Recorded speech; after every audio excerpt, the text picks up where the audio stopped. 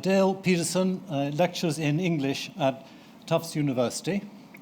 He got his PhD in English at Stanford in 1977, went on to become a lecturer there for a bit, and he might have carried on doing what he did forever for the first few years after he graduated and became a lecturer, namely working in computers. He wrote a series of books about computing. He was a consultant for the People's Computer Company, and he tells me he at one time was palling up with Steve Jobs, I believe.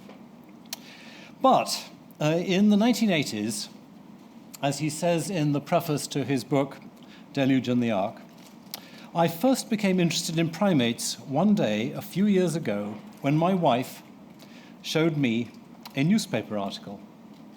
And in that newspaper article, there was a description of the population of muriqui, woolly spider monkeys, in the Atlantic coast forests of Brazil, declining to 350 individuals. And instead of just recording his sadness, Dale decided to do something about it, and he got in touch with, I think it was Karen Stryer. Is that right? No, someone else. At any rate, Karen Stryer from Harvard had started studying muriqui there, and Dale got in touch with one of the people involved and offered help with their conservation. And that led to him, first of all, writing a brochure to help with the conservation and raising money for that species, but then to write a very important book, The Deluge and the Ark, in which he reviewed the conservation status of a number of primates and indeed took a journey around the world and visited 12 of the threatened primates. And that led into tonight, because what it led to was a career involved in thinking about and writing about the lives of primates and the people who studied them. In 1993, only 4 years after writing The Deluge and the Ark, Dale had got in touch with Jane Goodall to the point where he wrote a book called Visions of Caliban, which very much documented what Jane Goodall and various other people working with chimpanzees were doing.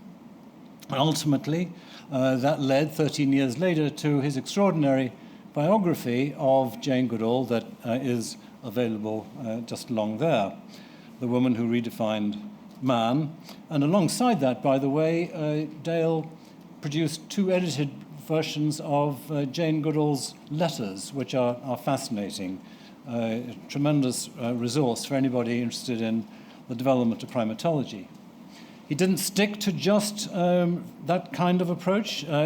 His interest in conservation took him to writing a book on the bushmeat crisis, eating apes, in 2003. He got really involved with thinking about the cognitive and emotional lives of animals. He wrote a book called The Moral Lives of Animals in 2011. Along the way, he wrote a book about elephants. Along the way, he wrote a book about giraffes. And by the way, with his interest in natural history writing, he has initiated and developed a prize for natural history writing called the Thoreau Prize, which has become quite an important institution. So it's wonderful to have a specialist in writing taking on the description of the primate and the primatology world. I was reminded of this a little bit when last year he and I went to see the movie Jane, which I hope everyone here has seen, because that in many ways heralds the kind of thing that we see in this book, The Ghosts of Gombe. Both of them recapture an era that is all too rarely described, an era of a type that's all too rarely described, namely the strange and exciting world of an isolated field camp where basic discoveries are being made.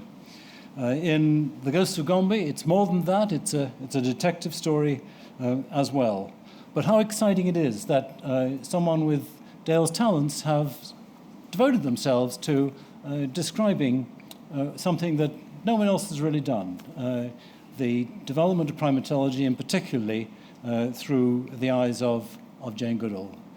Dale, it's a pleasure to have you here. Thank you very much.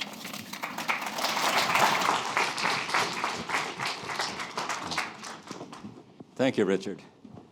I have to say you've said so much about my experience that you've probably cut my talk short by 10 minutes. But that's fine. You didn't mention that you and I have co-authored a book called Demonic Males, Apes and the Origin of Human Violence, which is still, 25 years later, is still in print and doing well. And thank you, everyone else. Thank you all for coming here. Thank you, Jeff, for introducing Richard, and also Diana Munn and Jane Pickering of the Harvard Museums of Science and Culture. It's great to be here, and you've all braved the cold weather to come out. Richard, talked a bit about the origin of this book. I'll talk a little bit more about it. The ghosts in the title, I may have to explain. There are actual ghosts. I don't mean ghosts of the ectoplasmic kind, but hauntings. At least a couple of people have reported having hallucinations or visions of Ruth, the young woman who died on the left. And the book is, at its core, a book about a young woman who died and the tragedy of that. It was a violent death that happened at Jane Goodall's research site in the summer of 1969. Ghosts is also, for me, a metaphor, and it's a metaphor about alienation. And that's probably a more complex subject within the book, but it's alienation between people and between species.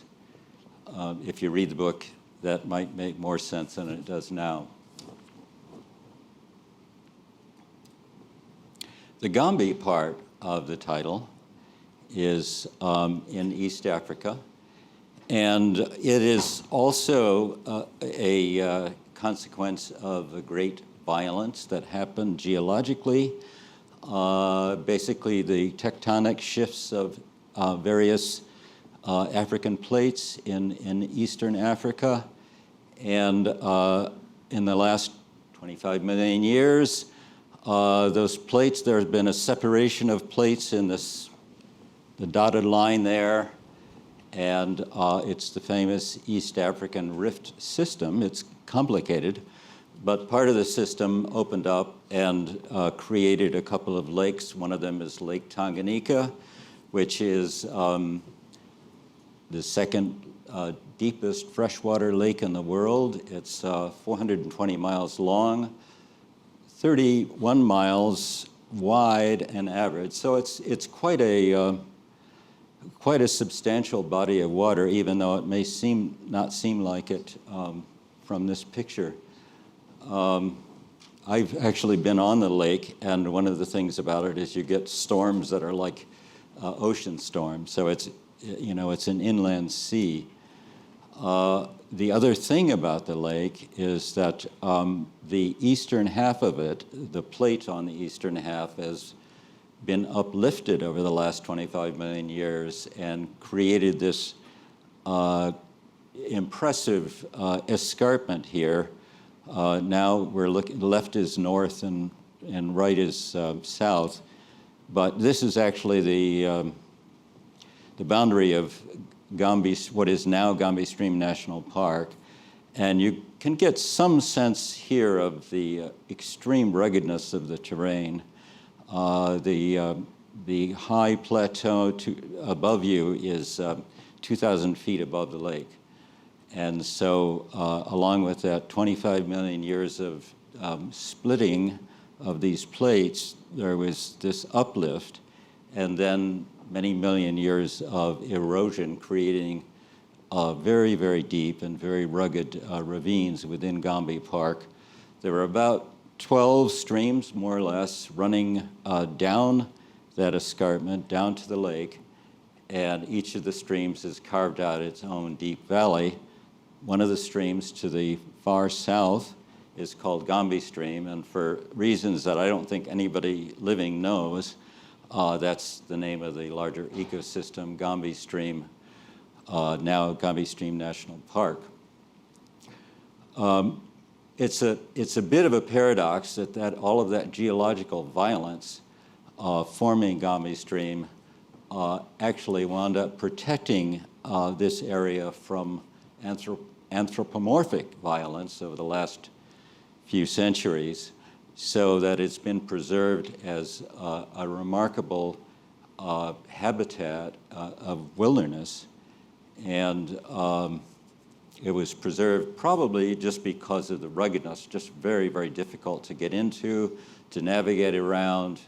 There were lots of poisonous snakes, but it's also probably true that the local people, the Waha, who have lived there for a few hundred years, considered that Gombe, this area, to be an abode of their earth spirits who were dangerous. So it was also protected by human culture in earlier times. And when the Germans came and claimed much of East Africa as their own, they defined this area as the Gombe Stream Chimpanzee Reserve, only they did that in German.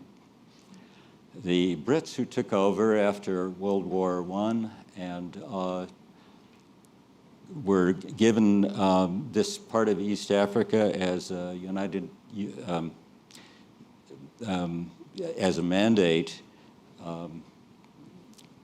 named it Gombe Stream National Park. So they or Gombe Stream Chimpanzee Reserve. So they simply changed the German to English, and it became a national park in the 60s. The other thing that's remarkable about this place is that this is where Jane Goodall did all of her work with chimpanzees. And this is a picture of Jane, probably taken in 1963. As you can see, she was a very young woman at the time, and she had been there. She came there in July of 1960, so she had been there 3 years by the time this picture was taken. And at the time that she came to study chimpanzees, the basic wisdom was that you couldn't possibly study chimpanzees because they're far too dangerous. They're violent, they're very powerful, as everybody knows, they're volatile, they'll tear you to pieces. And Jane simply didn't believe that. She also had a sponsor, Louis Leakey, the famous paleoanthropologist, who also didn't believe that. And so Jane had no scientific education whatsoever. She didn't go to college. Her family couldn't afford it. But she had an amazing passion about animals.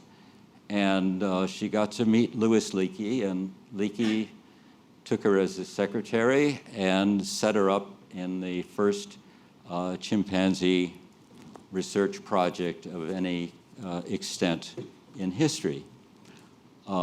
Jane really is a remarkable person. I say is because she's still very much alive. She's 84, and she just showed up, and in essence, what she did was she just acted like she wasn't a threat. And the chimpanzees, when they began to recognize she wasn't a threat, began to show themselves to her. And gradually, over a year, she became more and more familiar with individuals. And after a couple of years, she discovered that if she left a banana out in camp, a chimp might come in and take the banana. And here she is handing a banana to a chimpanzee after 3 years. It was a remarkable accomplishment. She was the first person to state in a scientific setting that chimpanzees eat meat. And before that moment, the scientific cliche was that all primates are vegetarians. Simply wrong. She was made fun of for that, but it was true. She also discovered chimpanzees making and using tools, simple tools, but that was another discovery that made her, by the time National Geographic published their first article about her in 1963, famous. And when she first came, as she tells people and as she writes about it, obviously the chimpanzees did not show themselves. They were very elusive. And she would climb up to this place, which was, she calls the peak, and it was an overlook where she could look over some of the rugged valleys and mountains and ridges, and with binocular scan the area to find any signs of chimpanzees, usually, a characteristic boiling of the trees, or to listen for the sounds of the chimpanzee calls. One of the things that you might notice about this picture is that the Jane here is 25 years older than the Jane in the previous photograph. And I know that just because I know Jane pretty well, and I can see the streaks of gray in her hair. And I also know that the person who probably took that photograph. So I'm guessing this photograph was taken in 1988, along with this photograph. Again, Jane, 25 years later, after she had done her groundbreaking research, but still doing research and still involved in chimpanzee work. And in fact, Gombe today is still operating as a research station. And here's Jane with another person that I got to know, and his name is Geza Teleki. Again, this was taken in 1988. And Geza is interesting for us tonight and interesting for this story because he was the lover of the young woman who died. And he also became my friend. Richard talked about my involvement with Jane, and he mentioned that, yes, I was an English major in college, and yes, I got a PhD. I was at Stanford at the same time Jane was, but I think I wouldn't have recognized her if I'd seen her. And if I had met her, I wouldn't have known what to say to her because I didn't know anything about chimpanzees or primates. I was an English major, and I recommend being an English major. I loved it. I loved every second of it. And unlike other majors, you don't necessarily have to acquire a lot of information. What you acquire instead is a skill. You acquire a skill in writing, and you acquire a skill in thinking, so one hopes, and sometimes it happens. The downside of being an English major, if you get a PhD, is if you don't want to be a professor, you're unemployed, which is what happened to me in 1977. And as a result, I became a carpenter, wishing in my heart of hearts to be a writer. I was a carpenter for a couple of years and working on building houses in the Silicon Valley area, Northern California. And I worked on Steve Jobs' house, and I got to know Steve. And Steve knew that I wanted to be a writer, and he was very encouraging, and he gave me my first computer, an Apple II, and he gave me a printer, and he said, "Go to it, Dale," and I did.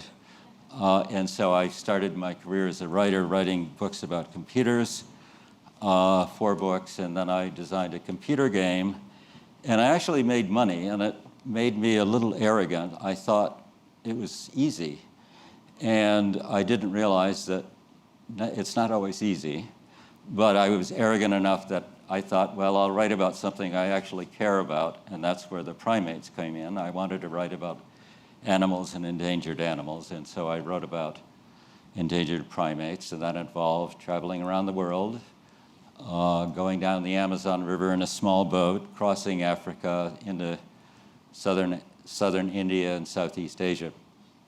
And that's how I met Jane. I decided after my first primate book that I wanted to write about chimpanzees, and I was looking for an expert to consult. And as it happened, I read an article in a magazine written by Geza about chimpanzees. So I contacted Geza and said, would you be my consultant? And he said, yes. And he said, oh, by the way, would you like to write a book with Jane Goodall? And I said, sure. So Jane and I wrote a book together, and that was my introduction really to chimpanzees and also to Jane and also to Geza. So co-authoring a book is a little like getting married.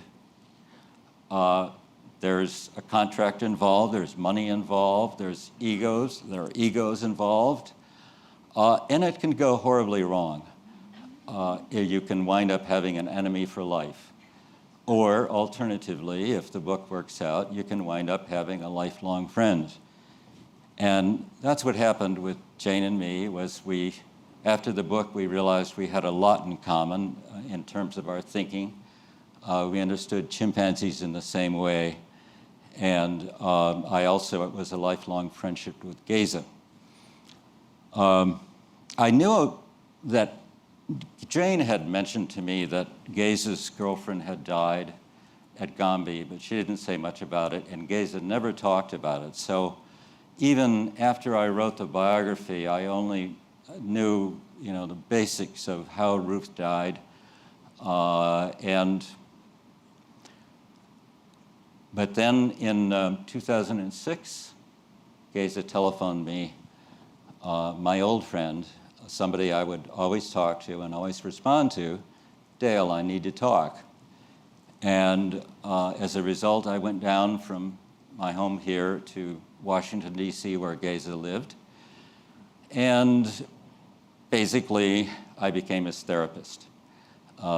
Geza had actually had I mentioned the ghostly vision. Geza had had a hallucination of Ruth, and he had started in that year beginning to open up all of the boxes that he had closed, the mental boxes and the boxes of her letters, and all of the memory he had of Ruth. He began looking at it again. And this was a result of a letter that he had gotten by somebody who asked why Ruth jumped off the cliff.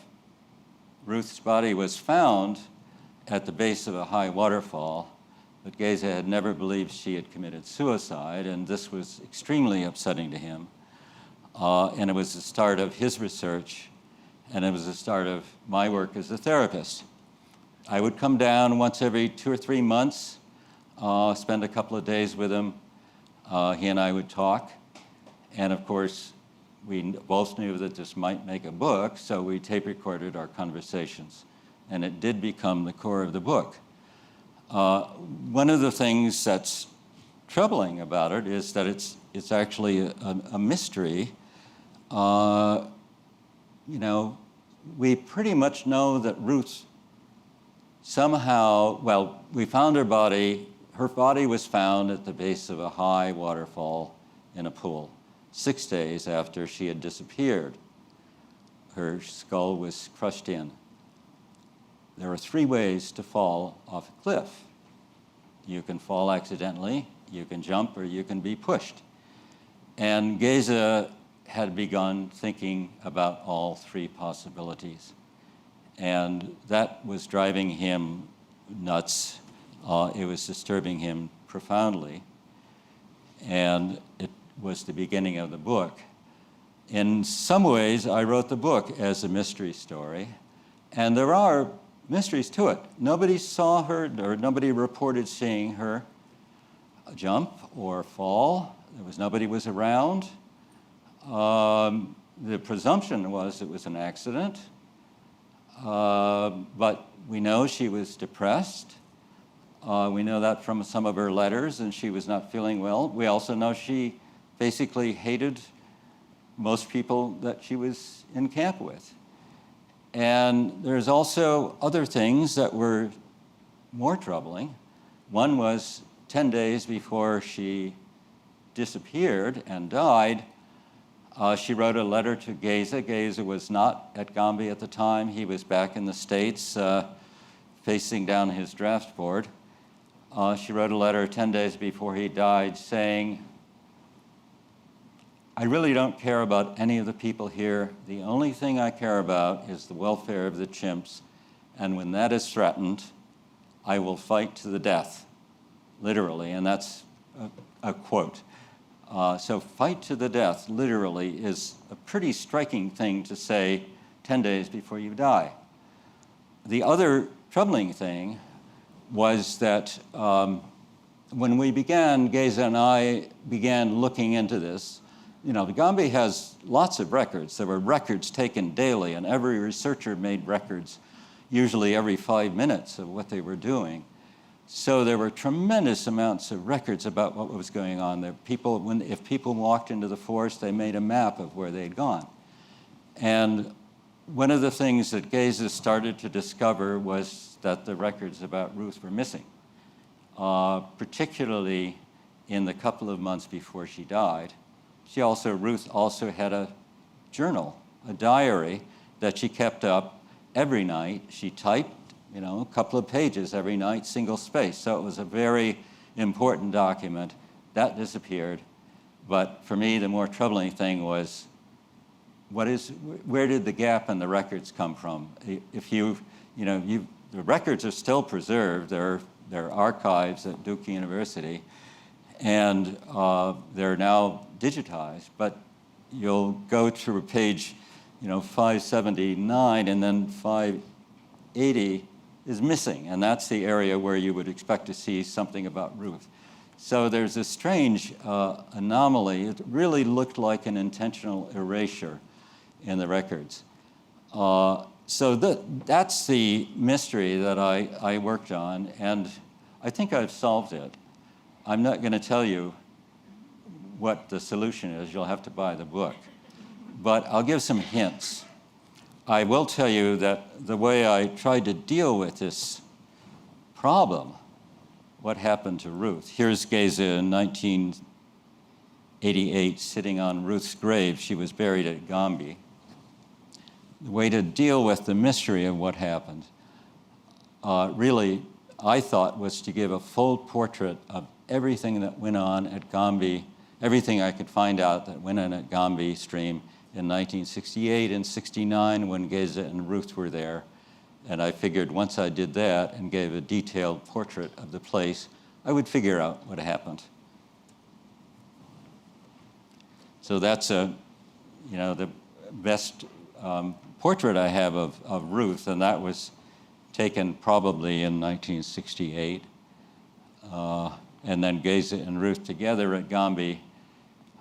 Geza was an anthropology student who volunteered as a researcher at Gombe, and he convinced Jane to bring Ruth there because she was a great typist, and Jane needed a typist, and Jane also needed a babysitter because she had a baby. And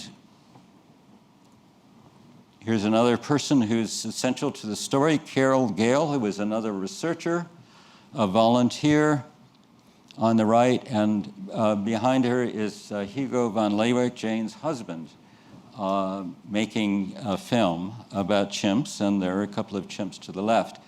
One of the things about Gombe was that it was a stressful time, the late 60s. Jane was very, very ambitiously expanding her operation there, while at the same time the National Geographic was ambitiously contracting their support for the project. So they were really running out of money. But Jane is a very energetic and just a simply very ambitious woman, always has been. And so she was running this research site. She was being a mother with her young baby. Hugo, her husband, was also doing filming and photography in the Serengeti, and they had a home in Nairobi, so they were commuting between Nairobi and Gombe and the Serengeti and back again. And they were, at the same time, trying to make Gombe, change it from the original tented camp, Jane's 2 tents in the woods, to an actual scientific research station, which they were doing. But they did that with volunteers and young scientists. Here's another picture of Ruth and Geza, and a third person who's important in the story, Richard Ransom, who was a baboon researcher. And here's not Tim Ransom, not Richard Ransom. And here's Tim Ransom and his wife Bonnie down at their hut on the beach. So aside from the stress of Jane trying to do too many things, be a wonderful mother, be a wonderful wife, be a scientist, write books, write papers, there was the stress of people not getting along in camp. And that was one of the things that I began to learn as I looked into it, was just there were a lot of different perspectives. Carol Gale was what you might call a hippie. She was smoking marijuana, and the people down at the beach, Tim and Bonnie, were also in part of the marijuana smoking camp, whereas the camp up where Jane stayed and other researchers stayed would be shocked, or knew about it but were shocked by what was going on. And so there was tension among the researchers, and it was a continuous problem for those couple of years. I think it was a bit like, you know, putting people in a spacecraft and sending them to Mars. It's a very isolated place at the time. It took 2 weeks to get the mail. You couldn't phone out. There were no internet, of course, but it was also a forced intimacy. So this combination of isolation and intimacy, I think, is a recipe for problems. And Jane was very aware of the social problems that were going on. She really was offended by the marijuana smoking, but couldn't stop it. And she brought in a senior scientist, Michael Simpson here, who she had hoped would help bring order out of chaos, but unfortunately Michael was not really senior to anybody else there. He was about their age. He just happened to have a PhD, and his PhD was on Siamese fighting fish. He was a wonderful person, but he was also very shy, so he just wasn't a fit for that, and he did not solve the problem.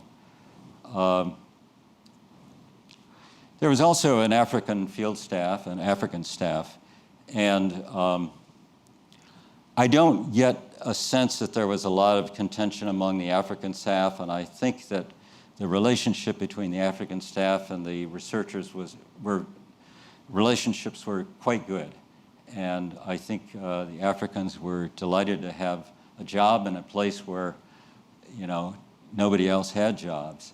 And many of them stayed for many years. The person on the left, I think, is Dominic Bandora, and he was the cook. He was the cook when Jane came in 1960, and he was fired at one point, and then he came back, and so he was back.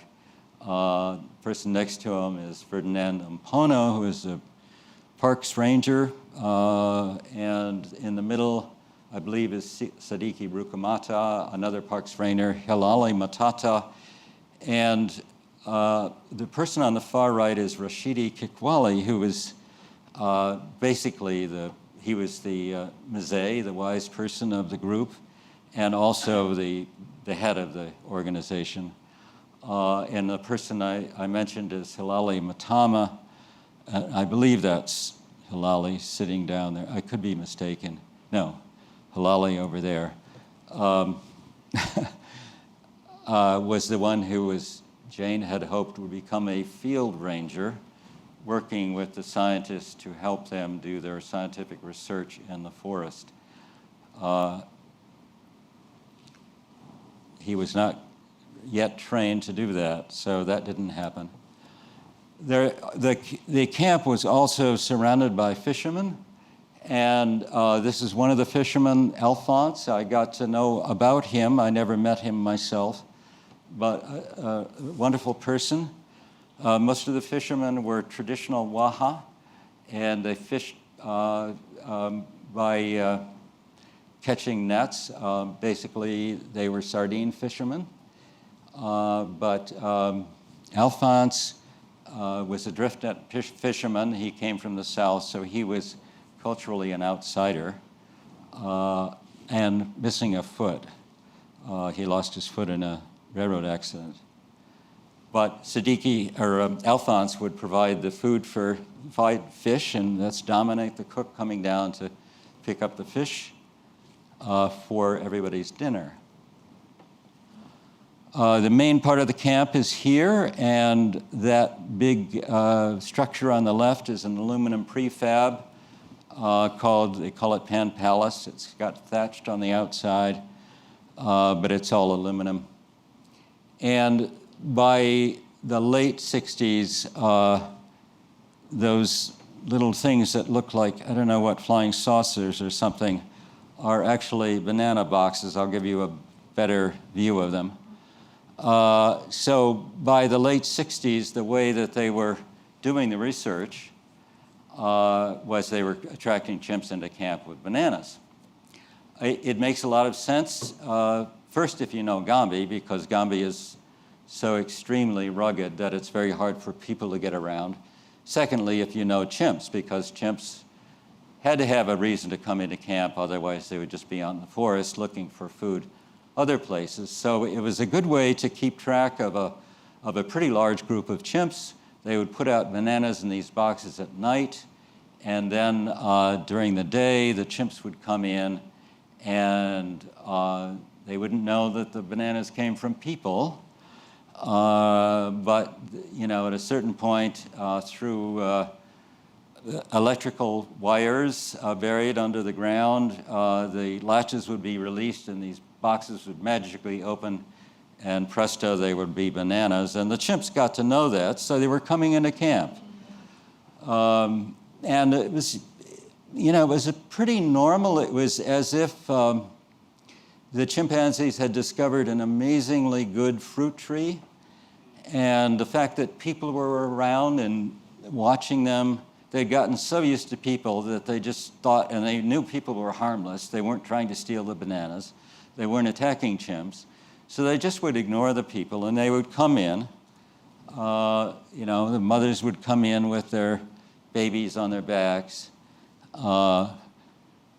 This is actually a spoiled baby who's too old to be riding on his mother. And that's a story that Jane's written about. The mother is Flo, and the baby is Flint. And this is Mike. Again, people got to know the chimps individually by sight. And Mike is coming into camp. And I'm not sure who this is. I think it might be Charlie, but he's on the roof of the cabin, and he's actually pounding on the roof because male chimpanzees are show-offs, like male humans. And they like to make a big noise, and they like to make a big show themselves. So here he is with his hair raised up, making him look bigger than he actually is, pounding on the cabin, and people are sleeping inside, theoretically. And then he just says, well, I think I'll jump over to that palm tree over there. So this gives you some sense of how incredibly athletic these animals are. They're really impressive and tremendously strong. And then he grabs a palm frond and he goes down to the steel barrel that I think is a water storage barrel, pounds on it to make sure everybody knows he's there. And just to make the point, he then kicks on it. So we humans have NASCAR, and chimps have oil drums to drum on. And then the researchers would come in, and if they were lucky, the chimpanzees would simply ignore them, and they would take notes about chimpanzee behavior with a tape recorder, and that's what this person is, Geza Teleki, in 1968 or 69, taking notes. And this is Ruth taking notes. In this case, I don't know if you can see what's going on, but I think it's the chimpanzee Leaky is mating with Fifi, and Fifi's little brother, Flint, is rushing over to interrupt because he doesn't like that. And here's Carol, also I don't know, she's doing research. I don't know exactly what's happening. The chimp in front of her is, I think, yawning. But often the chimps would just come down and it was like a picnic. We've got bananas, we'll sit around and socialize with our friends. And so here we have Charlie, Fabian, Flo, and little Flint in the front, relaxing. And so a lot of the time, it was just a nice social event. We'll sit down and be with our friends. Here's Mike, who is the alpha male at that time, just relaxing, lying down. And of course, a bit of grooming, a sign of friendship and support among chimps. This is Goliath grooming Wurzel. And old friends or relatives meeting for the first time in maybe a week, maybe a couple of weeks, are very excited to see each other, a tremendous hug of excitement and pleasure, just as people do when they see old friends for the first time in a while. And then play. This is an older male playing with an immature male. I think the older male may be Mike. And it's tickling. So, and I don't know if you know this, but chimpanzees laugh very clearly when they're tickled, and it's just kind of amazing to see an animal laugh, but they do laugh. And then sometimes you get this, and those grimaces are not grimaces of aggression. They're grimaces of fear, I believe, and I think there's probably a male is making a big show off and scaring people or scaring chimps. I'm guessing that's what happened. Richard probably knows better than I do what's happening here. Maybe not. And here, I'll let you think about this one. It's an interesting sequence. And it's a kiss. And it's a kiss, not an erotic kiss, but a kiss of reassurance. It's okay, don't worry, I'm still your friend. So that was the operation. They were putting out bananas and they were getting lots of chimps coming in. And then the baboons showed up, and all of a sudden things became more complicated. The baboons discovered bananas too, and they thought, well, this is great, great food source. And the baboons, chimps are fission fusion, they disappear, they'll move in small groups, they'll gather in larger groups. Baboons stay in a single troop that's roughly about 50, and they stay with each other all the time. And the males, at least, can be very intimidating. These male baboons remind me of German shepherds, except they have enormous fangs. They're not quite the weight of chimps, but they're very threatening. So there was a lot of conflict between chimps and baboons, so much so that in the summer of 1968, Geza and Carol and Jane got together and said, we have to change the protocol. And what they did was they stopped the banana provisioning, except for a couple of days, once every 7 days, once every 5 days. And that did discourage the baboons. And the chimps would still come in to check to see if there were bananas. But so it was a good thing, but it also meant that a lot of the researchers had time on their hands, essentially 3 researchers who were doing the chimp research. And so they started a second kind of research protocol, which was they started following the chimpanzees in the forest. And then they divided the records into record A, which was everything that happened in camp at the provisioning site, and then record B, which was everything that happened during a follow of a chimp into the forest. And the follows were really transformative because people were suddenly leaving the human environment and going into the chimp environment with the chimps. And it just transformed their sense of what was going on. And it brought them quite close to the chimpanzees.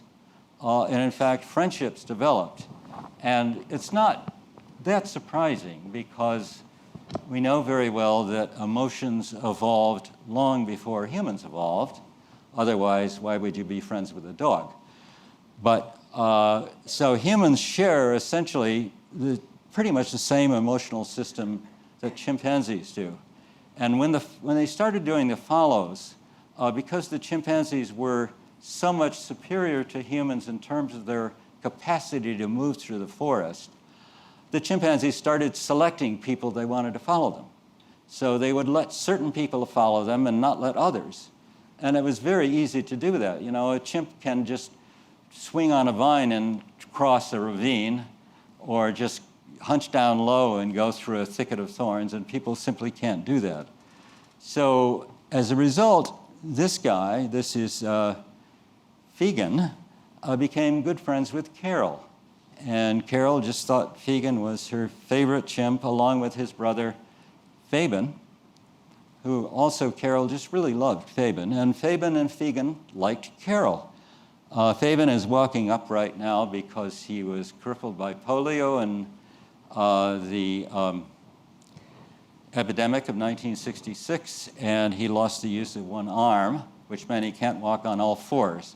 So he started walking upright like that. This chimp, this is Wurzel, and you can know Wurzel easily from those eyes, which are remarkably human-like, and the only difference is a simple genetic anomaly that gives whites to his eyes, as humans have. Chimps don't have whites to their eyes mostly, but Wurzel does.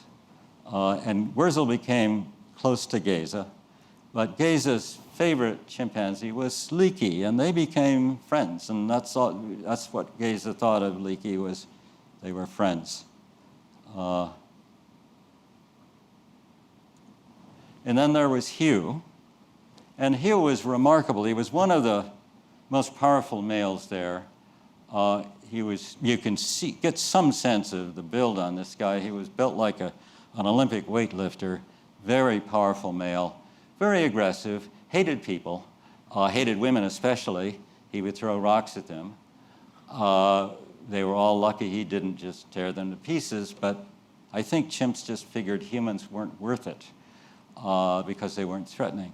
Somehow, Ruth became friends with this guy, and she really developed a real, just a love of Hugh. And Hugh began to accept Ruth, and he would let Ruth follow her. He wouldn't let anybody else follow him, but he would let Ruth do it.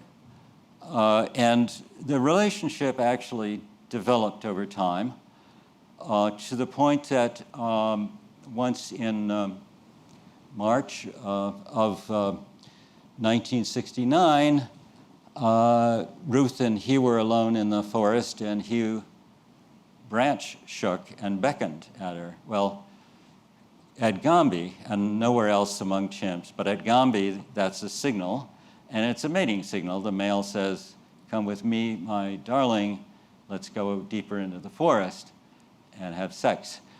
And Ruth, of course, was shocked and amazed and pleased, at that sense of intimacy. But a few weeks later, he did it again, and when she didn't follow his beckon, he grabbed her by the leg and dragged her for 15 feet. And she, writes about it with some cheer when she wrote a letter to Geza explaining what happened, saying, "Well, I had a little scratch, but and you might think this is terrible, but I think it's remarkable that this chimpanzee knew enough not to hurt her. He obviously, if she were a chimp, he would have beat her up.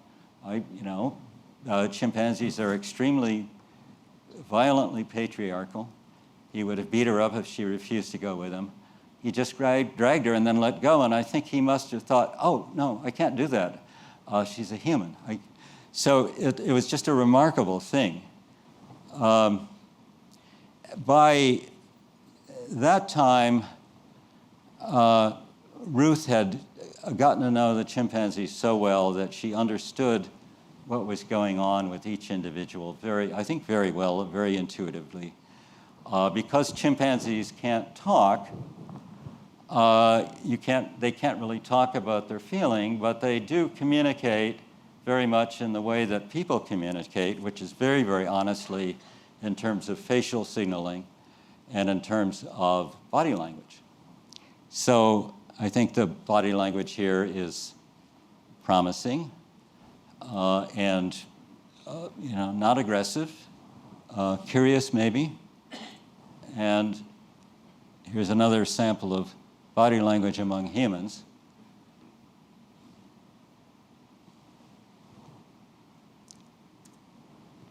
Anyway, Ruth disappeared on July 12th, 1969, and and this is the main camp here. So she left. We know that she left the main camp around noon on July 12th, and they spent 6 days searching for her. More than 100 people involved, including the local police, local school children, the fishermen, everybody at camp, all of the workers, and they couldn't find her. Carol, who was in bed with malaria during this period, had a vision. That's the word she used when she told me about it. Ruth came into her hut where she was sick and staying, sick with malaria, and slammed the door shut. This was after Ruth had disappeared, and said, "Why haven't you come to find me?" And then the vision disappeared. And so the next day, Carol got out of bed, even though she was still weak from malaria, and she insisted on going with the search parties. And she had a feeling that Ruth had probably traveled all the way this way. And in fact, so Carol went out and followed that route. Nobody had thought to look that far because it's an extremely long distance, and nobody imagined that Ruth was following chimpanzees so far. So most of the research was going on in that valley there, Kakambi Valley, and this is Kahama. Carol found the body.